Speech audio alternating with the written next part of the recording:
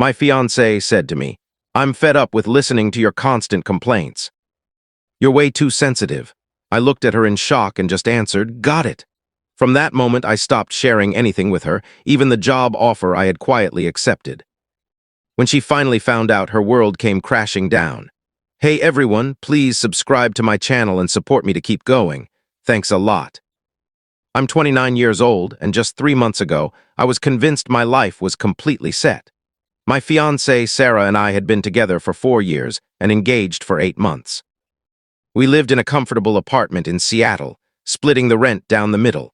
And on the outside, we looked like one of those perfect couples everyone envied online. But behind closed doors, things were far from ideal. The night everything changed started out completely ordinary, almost comically so in hindsight. I came home after an exhausting workday. My boss had dumped a huge assignment on me with only 48 hours to finish, and I was drained. I walked in around 8 p.m., and Sarah was on the couch with her laptop, barely looking up. "Hey," I said, dropping my bag. "Rough day, can we talk for a bit?" She kept typing. "Talk about what?" "I don't know, just stuff. Work's been really heavy lately. It feels like we haven't really connected in forever." That's when she snapped her laptop closed with unnecessary force and turned to me with a look I'd never seen before, cold and irritated. "I'm sick of always hearing about your issues," she said sharply. "You're so emotional. Do you have any idea how exhausting that is? It's nonstop with you, stressed, tired, needing to talk." "I have my own stuff to deal with." I froze. We'd had disagreements before, sure, but nothing this harsh or dismissive. "I just wanted to open up to my fiancé," I said quietly. "Well, maybe your fiancé is tired of playing therapist." I stared at her for a long moment. Then the only response that came was, "Got it." I walked to the bedroom and shut the door. That night, while she stayed out on the couch, something inside me broke, not loudly but quietly, like a switch flipping off forever. I decided right then, if she didn't want to hear about my life, she wouldn't. What she didn't know was that 2 weeks earlier, I'd received an excellent job offer, a position at a software company in Denver with a 40% salary bump and relocation assistance. I'd been waiting to discuss it with her, to figure out if we'd move together or if I'd commute on weekends. After that conversation, I accepted it without a word. The next few weeks felt surreal. I went full detachment mode. When she'd ask how my day was, I'd say, "Okay." When she'd complain about her coworkers, I'd just listen silently, no input. At first, she seemed almost relieved. No more heavy conversations, no more openness. She even started acting sweeter, more affectionate. It was like she preferred this empty version of me. I quietly began getting ready to leave. I packed a little at a time, things she wouldn't notice right away. Old books, out-of-season clothes, duplicate kitchen stuff. When she asked, I said I was decluttering to make space. She barely paid attention, eyes glued to her phone. 3 weeks after I signed the contract, the new company confirmed my start date, November 18th. It was October 22nd. I had less than a month. That's when things started becoming noticeable. During this time, Sarah's behavior turned strange. She was constantly on her phone, smiling at texts, stepping out to take calls. The old me would have asked questions, felt jealous, wanted to talk it out. The new me just watched and noted it. One afternoon, I got home early, around 5:30 instead of 7. I heard her in the bedroom, voice light and flirty. "No, he won't be home for another hour at least." "I know, honey, I miss you too." I stood in the hallway, bag in hand. She wasn't even trying to be quiet. I waited until she came out. She jumped when she saw me. "Oh, you scared me. Why are you back so early?" Finished ahead of schedule. "Who was that?" "Just my cousin," she said, looking away. "Okay," I replied, heading to the kitchen. She followed. "You've been really off lately, haven't you? So distant." I turned to her. "You said you were tired of my emotions. I'm just respecting that." "I didn't mean it that way. I was stressed. You're taking it too far." "Got it," I said again. She clearly hated it, her jaw tightened. "Stop saying that." I shrugged and walked off. That night she tried to initiate intimacy for the first time in weeks. I told her I was too tired. The irony felt appropriate. 2 days later, I found out who it was. Her laptop was open and a notification popped up. "Can't wait for Friday." "The hotel is perfect." The contact was saved as Jake. I didn't know the name, but I took a photo of the screen. Then, while she was in the shower, I did something I shouldn't have. I went through the messages. Jake was a coworker. They'd been seeing each other for at least 2 months. The conversations were explicit, plans for weekends away, complaints about me being clingy and draining.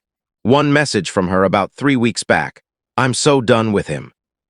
Once the lease is up, I'm out. I closed the laptop and sat there calmly.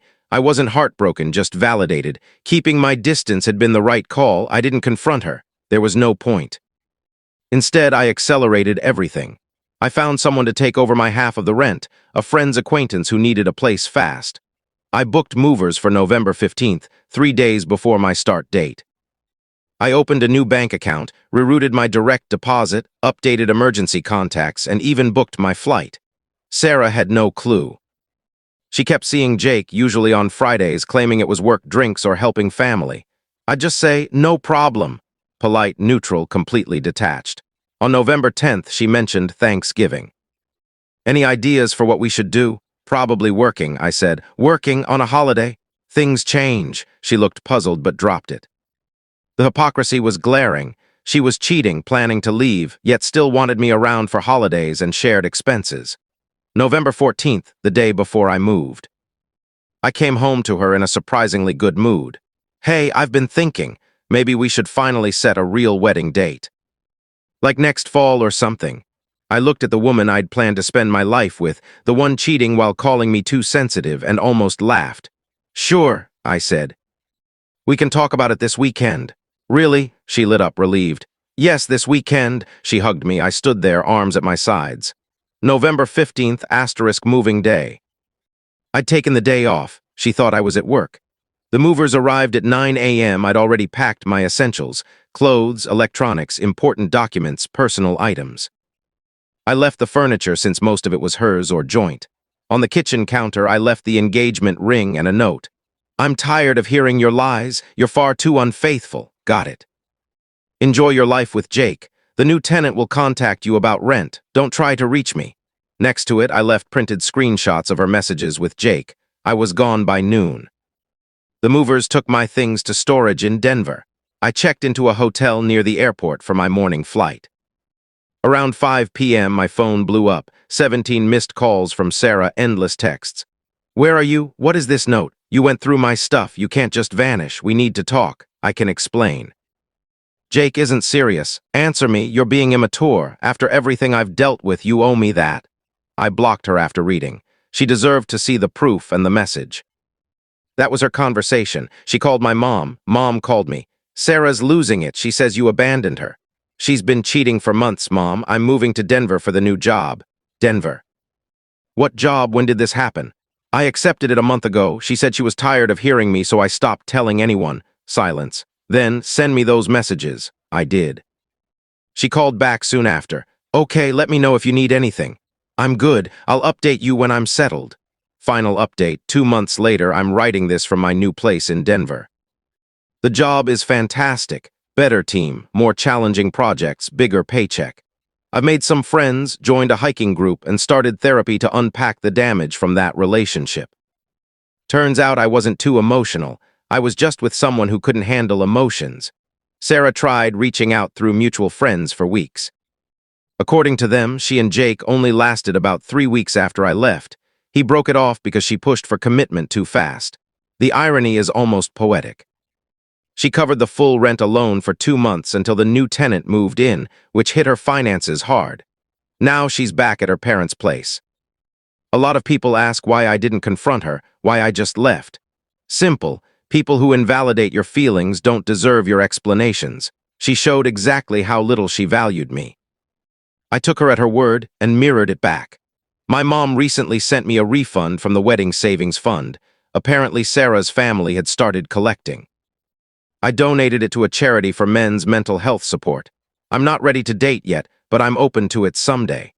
Now I share my thoughts, feelings, and needs with people who actually want to listen. Turns out that's normal. Who knew? People also ask if she ever apologized. She tried once through a friend, admitting she messed up but saying I overreacted. That's not an apology, that's blame shifting. I ignored it. Yes, I know going through her laptop was wrong. I'm not excusing it. Finding out about the cheating doesn't erase the privacy violation. It just explains why I'd felt uneasy for so long. Both can be true.